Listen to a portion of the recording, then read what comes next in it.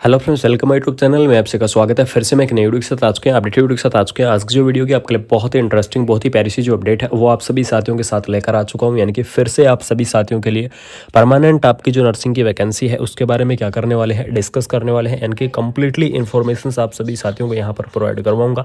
Tata memorial hospital या Tata memorial centre की तरफ से जो वैकेंसी है वो आपको यहाँ पर देखने को मिल जाएगी। इस वैकेंसी से रिलेटेड आप सभी साथियों को कंप्लीटली इन्फॉर्मेशन देने वाला हूँ। सबसे इंपॉर्टेंट अपडेट बता दूं, आपको यहाँ पर मेडिकल ऑफिसर की जो पोस्ट है वो आपको देखने को मिल जाएगी। स्टाफ नर्स की पोस्ट देखने को मिल जाएगी। लैब टेक्नीशियंस की पोस्ट देखने को मिल जाएगी। उसके अलावा आपकी और भी काफ़ी अलग अलग जो पोस्ट है वो आपकी यहाँ पर दी गई हैं। तो इन सभी पोस्टों के बारे में क्या करने वाला हूँ, डिटेल में चर्चा करने वाला हूँ। डिटेल में आप सभी साथियों को यहाँ पर मैं बताने वाला हूँ। ठीक है, इसका ऑफिशियल नोटिफिकेशन आपका रिलीज हो चुका है। ऑफिशियल नोटिफिकेशन देख लीजिएगा, 10 जनवरी यानी कि 10 जनवरी को आपका इसका ऑफिशियल नोटिफिकेशन है वो आपका यहाँ पर रिलीज कर दिया गया है। लेवल की अगर मैं बात करूँ, सबसे पहली पोस्ट आपकी रहेगी मेडिकल ऑफिसर की पोस्ट देखने को मिल जाएगी। लेवल 13 उनकी लेवल 13 के हिसाब से सैलरी आपको प्रोवाइड करवाई जाएगी।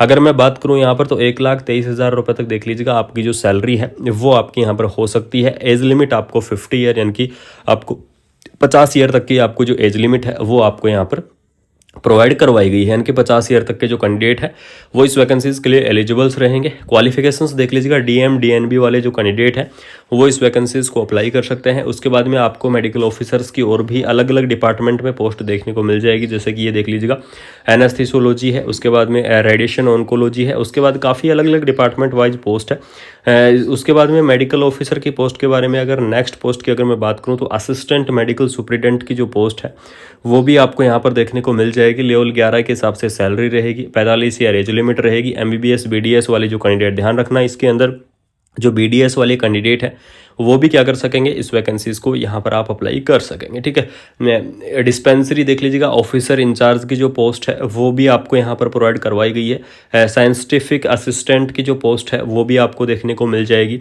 काफ़ी अलग अलग पोस्ट हैं, परमानेंट पोस्ट हैं। अब बात करेंगे सबसे इम्पोर्टेंट जो हमारी नर्सिंग की पोस्ट है उसके बारे में भी डिस्कस करेंगे। उससे पहले यहाँ पर देख लीजिएगा, टेक्नीशियंस की पोस्ट आपको दी गई है। लेवल 4 के हिसाब से आपको जो सैलरी है वो आपकी यहाँ पर रहेगी। एज लिमिट आपको 30 ईयर यानी कि 30 ईयर तक के जो कैंडिडेट हैं वो इस वैकेंसीज को अप्लाई कर सकते हैं। असेंशियल क्वालिफिकेशंस की बात करूँ तो सबसे पहले 12th पास, यानी कि सबसे पहली चीज़ आपके पास 12th पास होनी चाहिए। उसके बाद में आपको डिग्री या diploma in the ICU OT या इलेक्ट्रॉनिक्स, इसके अंदर आपके पास डिग्री और डिप्लोमा है तो आप क्या कर सकते हैं, इस वैकेंसीज को अप्लाई कर सकते हैं। नर्सिंग सुपरिटेंडेंट ग्रेड फर्स्ट, ये सबसे इंपॉर्टेंट पोस्ट रहेगी। नर्सिंग सुपरिटेंडेंट ग्रेड फर्स्ट की वैकेंसी है। लेवल 11 के हिसाब से सैलरी दी जाएगी। 45 ईयर आपको एज लिमिट दी गई है। MSc नर्सिंग और PhD नर्सिंग वाले जो कैंडिडेट हैं वो इस वैकेंसीज के लिए क्या रहेंगे, एलिजिबल्स रहेंगे। जिन्होंने क्या कर रखा है, MSc नर्सिंग कर रखा है, जिन्होंने PhD कर रखा है वो कैंडिडेट क्या करेंगे, इस वैकेंसीज को अप्लाई करेंगे। उसके बाद में आपको नर्स की पोस्ट दी गई है लेवल 9 के हिसाब से, यानी कि सैलरी आपकी बहुत ही अच्छी खासी रहने वाली है। लेवल 9 के हिसाब से आपको जो सैलरी है वो आपकी यहाँ पर प्रोवाइड करवाई जाएगी। 40 ईयर यानी कि 40 ईयर आपको जो एज लिमिट है वो आपको यहाँ पर देखने को मिलेगी। यानी कि 40 ईयर तक के जो कैंडिडेट हैं वो इस वैकेंसीज को यहाँ पर आप अप्लाई कर सकते हैं। असेंशियल क्वालिफिकेशंस की अगर मैं बात करूँ तो इसके अंदर देख लीजिएगा, जिन्होंने डिप्लोमा यानी कि जनरल नर्सिंग एंड मिडवाइफरी, जिन्होंने GNM कोर्स कर रखा है वो कैंडिडेट भी क्या करेंगे, इस वैकेंसीज को अप्लाई करेंगे। इस वैकेंसीज के लिए एलिजिबल्स रहेंगे। जिन्होंने BSc नर्सिंग कर रखा है वो भी अप्लाई कर सकते हैं। जिन्होंने पोस्ट BSc नर्सिंग कर रखा है वो भी क्या करेंगे, इस वैकेंसीज को अप्लाई करेंगे। यानी कि जिन्होंने नर्सिंग के अंदर डिग्री कर रखा है या फिर नर्सिंग के अंदर डिप्लोमा कर रखा है वो सभी कैंडिडेट इस वैकेंसीज के लिए एलिजिबल्स रहेंगे। GNM BSc post BSc MSc PhD, ठीक है, यानी कि नर्सिंग की लो लेवल की स्टडी से लेकर हाई लेवल की स्टडी तक के जो कैंडिडेट हैं वो इस वैकेंसीज को अप्लाई कर सकते हैं। नर्स की पोस्ट भी आपको अलग अलग प्रोवाइड करवाई गई है, जिसके अंदर एक के अंदर ज़्यादा एक्सपीरियंस मांगा गया है, एक के अंदर कम एक्सपीरियंस मांगा गया है। तो उस चीज़ के बारे में भी डिटेल में चर्चा करने वाला हूँ। उसके बाद में देख लीजिएगा, नर्स एक ही पोस्ट दी गई है। लेवल 7 के आधार पर सैलरी रहेगी। 30 ईयर आपको एज लिमिट देखने को मिल जाएगी। इसके अंदर भी आपको जो असेंशियल क्वालिफिकेशन सेम रहेगी, यानी कि जो GNM कैंडिडेट है वो इस वैकेंसीज को अप्लाई करेंगे। BSc नर्सिंग कैंडिडेट है वो इस वैकेंसीज को अप्लाई करेंगे। पोस्ट BSc नर्सिंग कैंडिडेट है वो इस वैकेंसीज को अप्लाई करेंगे। और MSc नर्सिंग यानी कि जिन्होंने डिग्री और डिप्लोमा कर रखा है, वो सभी कैंडिडेट इस वैकेंसीज को अप्लाई कर सकते हैं। 1 ईयर का आपके पास इस वैकेंसीज के लिए क्लिनिकल एक्सपीरियंस आपका मांगा गया है। ये आपके लिए बहुत ही शानदार सी परमानेंट आपकी यहाँ पर जो नर्स की वैकेंसियाँ थी वो आपको देखने को मिल रही हैं। उसके बाद में एडमिनिस्ट्रेटिव ऑफिसर की जो पोस्ट है यानी कि HRD वो आपको देखने को मिलेगी। अकाउंटेंट ऑफिसर की पोस्ट रहने वाली है। ये सभी पोस्ट आपको क्या देखने को मिलेंगी, परमानेंट पोस्ट रहेंगी। लोअर डिवीजन क्लर्क की है, पब्लिक रिलेशंस ऑफिसर्स की है, अटेंडर की पोस्ट है, ट्रेड हेल्पर की, ठीक है, ये सभी पोस्ट हैं। तो जो भी इंटरेस्टिंग कैंडिडेट है, जो भी इन वैकेंसी से या फिर इन पोस्टों से रिलेटेड अगर कोई कैंडिडेट इस वीडियो को देख रहा है तो बिल्कुल से आप क्या करें, इस वैकेंसीज को अप्लाई करें। अगर आपके पास कोई डाउट है इन वैकेंसियों से रिलेटेड, अगर कोई डाउट है तो बिल्कुल से आप कमेंट बॉक्स के अंदर कमेंट कर सकते हैं। आप सभी साथियों के डाउट मैं बिल्कुल से क्लियर करने की पूरी कोशिश करूंगा कि आप सभी साथियों के ये डाउट क्लियर कर दिए जाएं। लास्ट डेट यहाँ पर देख लीजिएगा, इस वैकेंसीज की जो आपको लास्ट डेट देखने को मिलेगी वो मिलेगी आपकी 10 फरवरी, यानी कि आपको 10 फरवरी तक आपको क्या करना है, इस वैकेंसीज को आपको अप्लाई करना है। तो जो भी इंटरेस्टिंग कैंडिडेट है, जो भी इस वैकेंसीज को अप्लाई करना चाहते हैं, वो 10 फरवरी तक आप इस वैकेंसीज को जरूर से अप्लाई कर लीजिएगा।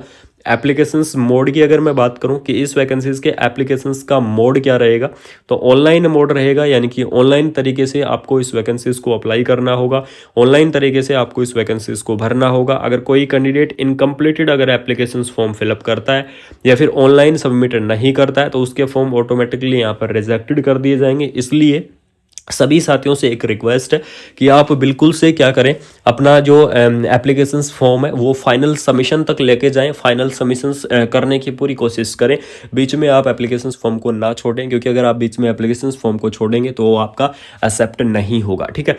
और उसमें देख लीजिएगा, कोई भी यहाँ पर एग्जाम नहीं होगा, बिना कोई कॉम्पिटेटिव एग्जाम के आपकी भर्ती होगी। लेकिन जो सबसे इंपॉर्टेंट चीज़ कि जिस दिन आपका इंटरव्यू होगा या फिर रिटर्न होगा उसके बाद में आपको ओरिजिनल डॉक्यूमेंट्स कैरी करने हैं, यानी कि जिस दिन आपका इंटरव्यू होगा उस दिन आपको ओरिजिनल डॉक्यूमेंट्स लेके जाना है, क्योंकि आपके वहां पर डॉक्यूमेंट्स वेरिफिकेशंस होंगे और आपको कंप्लीटली अपडेट वहां पर बताई जाएगी, ठीक है। कोई भी कैंडिडेट अगर कोई क्यूरी करना चाहता है या कोई आपके कोई डाउट है तो इस वीडियो के अंदर आपके इस वैकेंसी से रिलेटेड कंप्लीटली डाउट मैंने क्लियर कर दिए हैं। लेकिन अगर फिर भी कोई डाउट है तो बिल्कुल से आपको यहाँ पर एक मेल प्रोवाइड करवाई गई है, इस मेल करके आप अपने डाउट क्लियर कर सकते हैं, ठीक है। एज रिलैक्सेशन आपको दिया गया है, SC ST के लिए 5 ईयर, OBC के लिए 3 ईयर, PWD के लिए 10 ईयर, यानी कि अलग अलग कैटेगरी वाइज आपका जो रिलैक्सेशन है वो आपका यहाँ पर प्रोवाइड करवाया गया है। एप्लीकेशन फीस देख लीजिएगा, तो इस वैकेंसीज की एप्लीकेशन फीस आपको 300 रुपये पे करनी होगी, यानी कि जनरल OBC EWS वाले कैंडिडेटों को 300 रुपये एप्लीकेशन फीस यहाँ पर पे करनी है। डेबिट कार्ड, क्रेडिट कार्ड किसी भी माध्यम से कर सकते हैं। बाकी SC ST फीमेल्स जो फिजिकल हैंडीकैप है उनको यहाँ पर कोई भी एप्लीकेशन फीस यहाँ पर पे नहीं करनी होगी, ठीक है। तो आप ये आपके लिए एक परमानेंट सी और एक प्यारी सी भर्ती थी जिसके बारे में आप सभी साथियों को अपडेट शेयर करना बहुत ही ज़रूरी था, ये इन्फॉर्मेशंस देना आपको बहुत ही ज़रूरी था। Tata memorial centre, Tata memorial hospital की तरफ से आपको जो वैकेंसी है वो आपके यहाँ पर रिलीज कर दी गई है। तो बिल्कुल से आप इस वैकेंसीज को अप्लाई करें। कोई डाउट हो कमेंट बॉक्स के अंदर कमेंट करें, या फिर आप कोई भी अगर आपके कोई क्वेश्चन है तो बिल्कुल से आप पूछ सकते हैं। आपको कंप्लीटली इन्फॉर्मेशन दूंगा, कंप्लीटली अपडेट प्रोवाइड करवाऊंगा, पूरी कोशिश करूंगा कि आपको आपके जितने भी डाउट है वो सभी डाउट क्लियर कर दिए जाएं। तो बाकी मिलते हैं कोई नई अपडेट के साथ, कोई नई वीडियो के साथ। तब तक वीडियो को शेयर करें, चैनल को सब्सक्राइब करें। Thank you so much. जय हिंद।